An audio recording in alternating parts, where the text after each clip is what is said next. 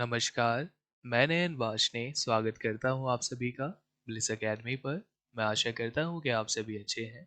Finally Aligarh मुस्लिम university ने अपने जो एडमिशन फॉर्म्स हैं सेशन 2024-25 के लिए इनको रिलीज़ कर दिया है। इस वीडियो के अंदर हम डिस्कस करेंगे complete details regarding AMU 11th entrance exam of commerce stream की।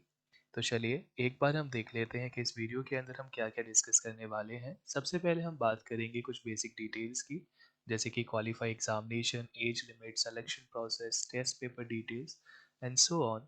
फिर हम जानेंगे कि जो टोटल सीट्स अवेलेबल हैं सिलेक्शन के लिए उसमें से कितनी सीट रिजर्व्ड है और कितनी सीट्स जनरल स्टूडेंट्स के लिए अवेलेबल हैं। और वीडियो के एंड में फिर जानेंगे कि जो कट ऑफ है ये लगभग कितनी रहती है कॉमर्स स्ट्रीम के लिए। तो इसलिए वीडियो को आप पूरा देखिएगा, इसमें काफ़ी सारी बातें ऐसी हैं जो आपके लिए जानना ज़रूरी है। तो चलिए शुरू करते हैं। सबसे पहले हम बात कर रहे हैं कोर्स डिटेल्स की। अगर हम कोर्स डिटेल की बात करें तो ये जो कोर्स है 11th कॉमर्स स्ट्रीम का, ये टोटल 2 इयर्स के लिए रहेगा, जहाँ पे 1 साल आप 11th के अंदर एनरोल रहेंगे एएमयू के अंदर और सेकेंड ईयर फिर आप यहाँ पे 12th क्लास की पढ़ाई करेंगे। अगर आप बॉय हैं तो बॉयज़ के लिए टोटल 3 स्कूल्स यहाँ पे अवेलेबल हैं जहाँ पर वो एडमिशन ले सकते हैं आफ्टर दी सिलेक्शन। जिसमें जो पहला स्कूल है वो है SH senior secondary school boys. यहाँ पे टोटल 110 सीट्स अवेलेबल है आपके सिलेक्शन के लिए। दूसरा स्कूल है एसटीएस स्कूल, यहाँ पे टोटल 50 सीट्स हैं।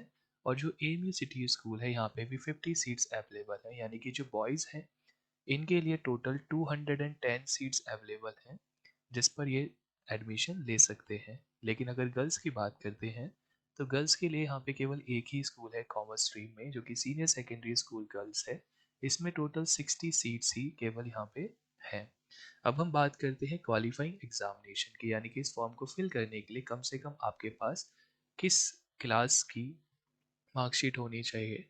तो बेसिकली यहाँ पे आपके पास 10th क्लास की मार्कशीट होनी चाहिए, जो कि या तो आपने एएमयू से ही कर रखी हो या फिर इसके जो इक्विवेलेंट है जैसे सीबीएसई बोर्ड या फिर यूपी बोर्ड, इसकी 10th की मार्कशीट अगर आपके पास है तो आप इस फॉर्म को फिल कर सकते हैं।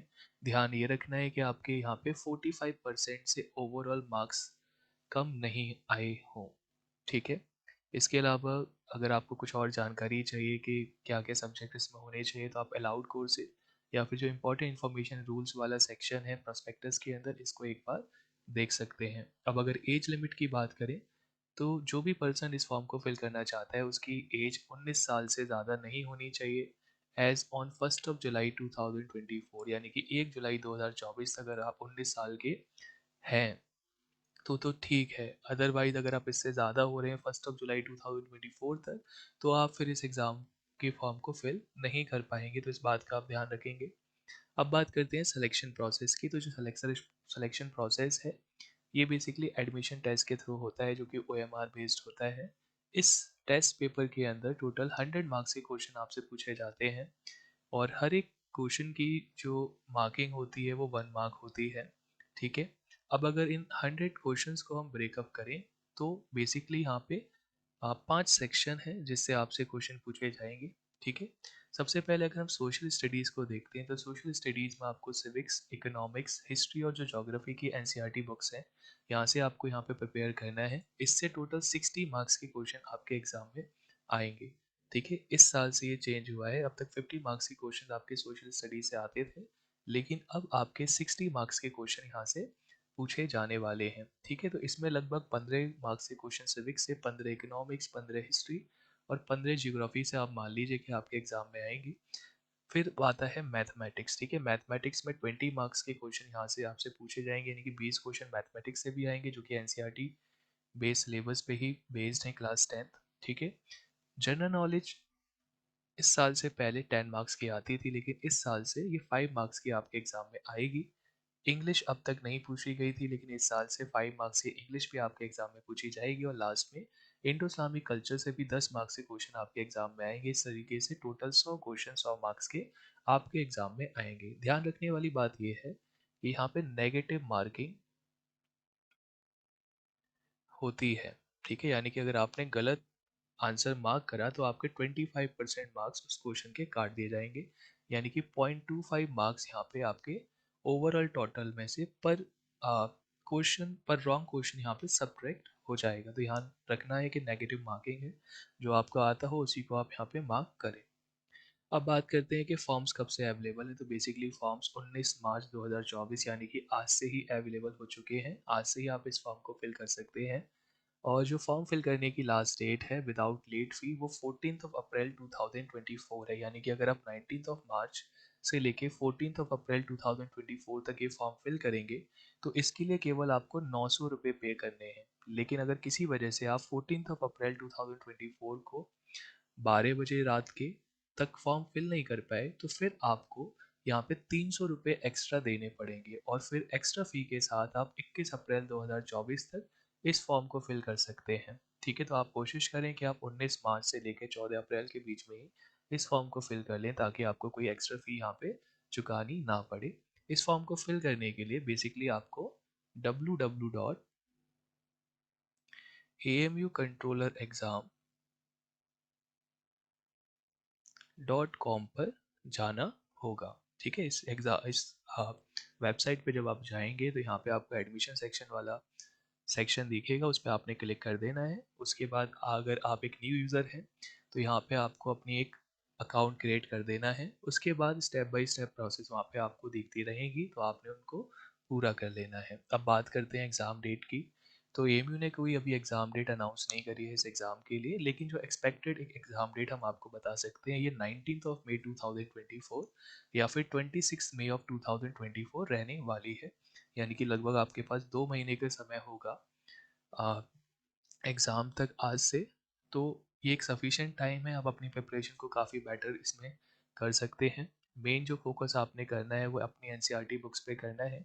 एक और बात जो हम यहाँ पे ध्यान रखेंगे कि जो सीबीएसई का क्लास 10th का सिलेबस है उसके अलावा भी कुछ एक्स्ट्रा चैप्टर जो कि आपकी हिस्ट्री की बुक्स या सिविक्स की बुक्स के अंदर दे रखे थे जो कि सीबीएसई 10th बोर्ड के अंदर नहीं आए थे, उससे भी क्वेश्चन यहाँ पे पूछा जाएगा। तो अभी तो एबीयू ने सिलेबस इस साल का जो है वो अपलोड नहीं करा है, लेकिन लास्ट ईयर का जो सिलेबस है वो आप इसी वाली वेबसाइट पे जाके डाउनलोड कर सकते हैं। वहाँ से आपको एक आइडिया मिल जाएगा कि कौन कौन से चैप्टर यहाँ पे आपको पढ़ने हैं। इसके बाद हम बात करते हैं टेस्ट सेंटर की। तो बेसिकली काफ़ी सारे टेस्ट सेंटर हैं जो कि आप यहाँ पे चुन सकते हैं, जैसे कि अलीगढ़ है, लखनऊ है, मेरठ है, बरेली है, श्रीनगर है, कोलकाता है, पटना है, न्यू दिल्ली और किशनगंज बिहार। ये सारे टेस्ट सेंटर्स हैं जो आपके नज़दीक हो, जहाँ पे आप आसानी से पहुँच सके। ठीक है, तो आप उस टेस्ट सेंटर को यहाँ पे चुन लीजिएगा। अब बात करते हैं कुछ और इन्फॉर्मेशन की। तो बेसिकली जो पहली इंपॉर्टेंट बात यहाँ पे ध्यान रखने की है वो ये है कि जो सीनियर सेकेंडरी स्कूल सर्टिफिकेट यानी कि 11th क्लास का जो ये एग्ज़ाम होता है ह्यूमैनिटीज़ और कॉमर्स का, ये कंबाइंड है। यानी कि दोनों के लिए सेम ही फॉर्म फिल आपको करना है, कोई एक्स्ट्रा पे नहीं करना है। आप जब फॉर्म फिल करेंगे तो आपने वहाँ पे मेंशन कर देना है कि भाई मैं बस कॉमर्स के लिए अप्लाई करना चाहता हूँ या मैं ह्यूमैनिटीज़ के अप्लाई करना चाहता हूँ या मैं दोनों के लिए अप्लाई करना चाहता हूँ। दोनों की फ़ीस सेम ही रहेगी, सेम ही सिलेबस भी रहेगा। तो आपने देखना है कि आपकी प्रेफरेंस क्या है, क्या आप करना चाहते हैं। इसके बाद दूसरी बात जो आप याद रखेंगे वो ये है कि ये जो क्वेश्चन पेपर जो आपके पास आएगा इसको आप 3 लैंग्वेज में चुन सकते हैं, इंग्लिश, हिंदी एंड उर्दू। तो जो इसमें आप कंफर्टेबल हो उस लैंग्वेज को आप यहाँ पे प्रेफर कर लीजिएगा। इसके बाद आपको याद रखना है अगली चीज़ ये कि जैसे आपने देखा कि यहाँ पे जो सीट्स हैं काफ़ी कम है लेकिन काफ़ी सारे लोग यहाँ पे फॉर्म को फिल करते हैं, तो यानी कि सारे लोगों का तो सिलेक्शन नहीं होगा। तो फिर ऐसे बच्चों के लिए जो एमयू है वो एक सेल्फ फाइनेंसिंग स्कीम यहाँ पे रन करती है। इसका मीनिंग क्या है? देखिए, जो बच्चे उन मेंशन सीट्स पे सेलेक्टेड होते हैं तो उनको जो गवर्नमेंट है वो एक सब्सिडी देती है, जिसके कारण उनकी जो ओवरऑल ईयर की फ़ी होती है वो काफ़ी ज़्यादा कम हो जाती है। लेकिन क्योंकि जो स्कूल्स हैं वो लगभग 2 बजे तक ही चलते हैं और उसके बाद जो बिल्डिंग्स हैं वो खाली रहती हैं, तो उसको यूटिलाइज़ करने के लिए एएमयू क्या करता है, एक आफ्टरनून के टाइम पे अलग से स्कूल यहाँ पे रन किए जाते हैं। इनको हम कहते हैं सेल्फ फाइनेंस। ठीक है, तो बेसिकली इन स्कूल्स के अंदर आपका एडमिशन होगा और यहाँ पे आपको कोई सब्सिडी नहीं दी जाएगी। यानी कि आपको जो ओवरऑल फ़ी होती है जिस तरीके से एक आप प्राइवेट इंस्टीट्यूशन में पे करते हैं उसी तरीके से यहाँ पे फ़ी पे करनी होगी।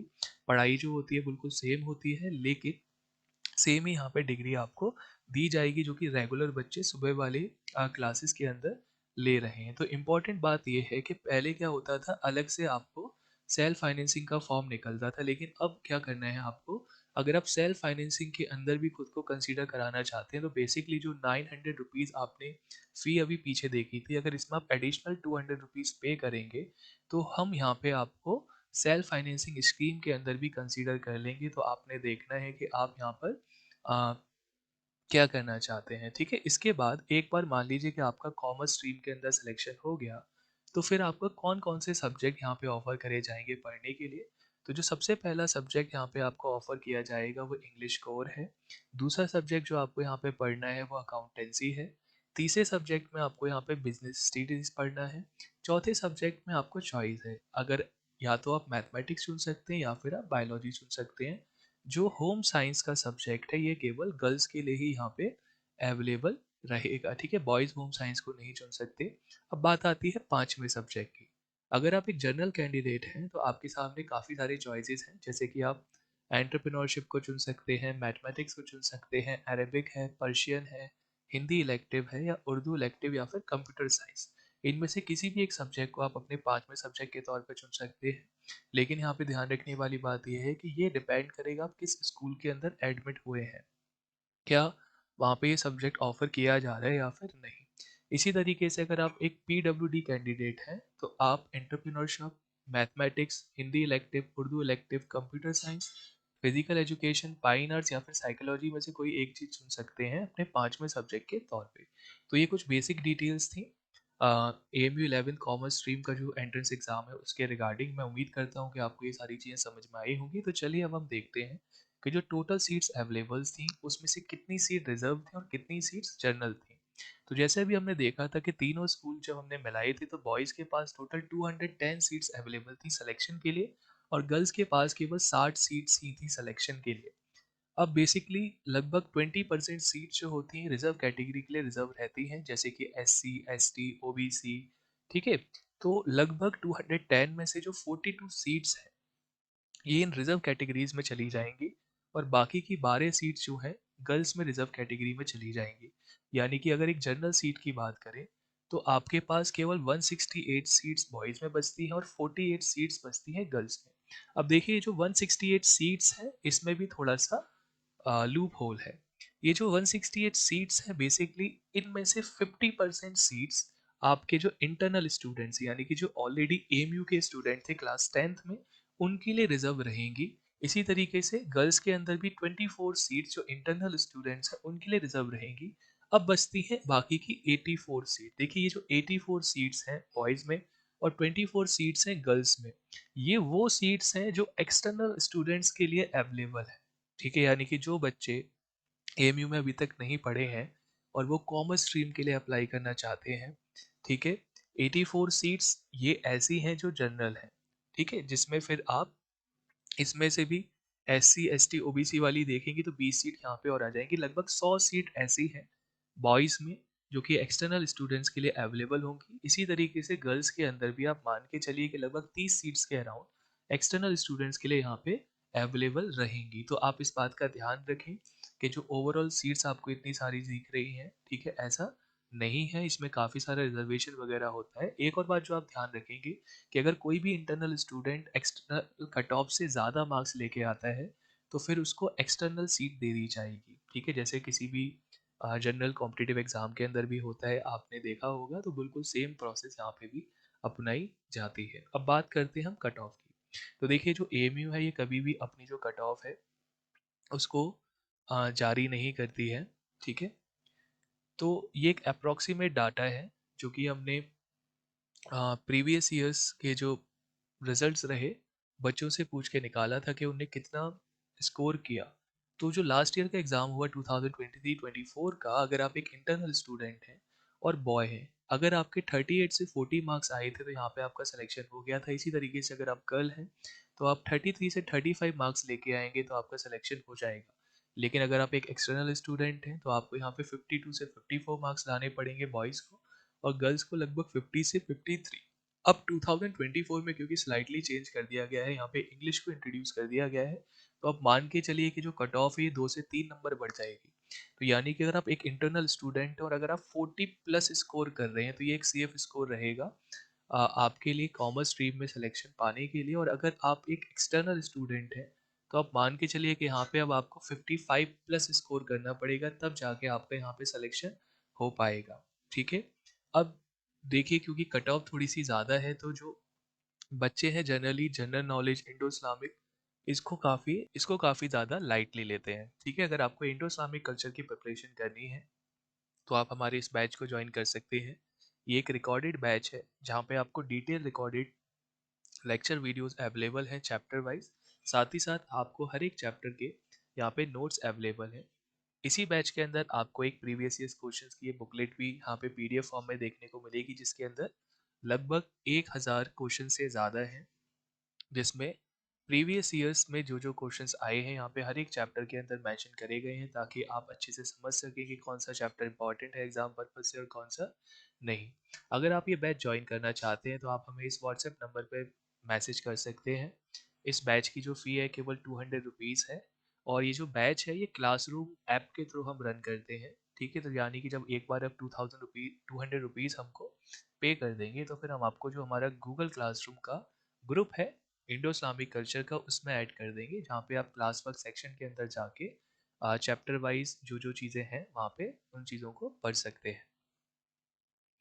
तो मैं उम्मीद करता हूँ कि जो सारी बातें हमने यहाँ पे डिस्कस करी आपको अच्छे से समझ में आया होगा। अगर आपका कोई भी डाउट है एडमिशन के रिगार्डिंग या फिर इंडो इस्लामिक कल्चर के बैच के रिगार्डिंग, तो आप हमें मेंशन व्हाट्सएप नंबर पे मैसेज कर सकते हैं। तो चलिए फिर मिलेंगे एक नई वीडियो के अंदर, तब तक के लिए गुड बाय।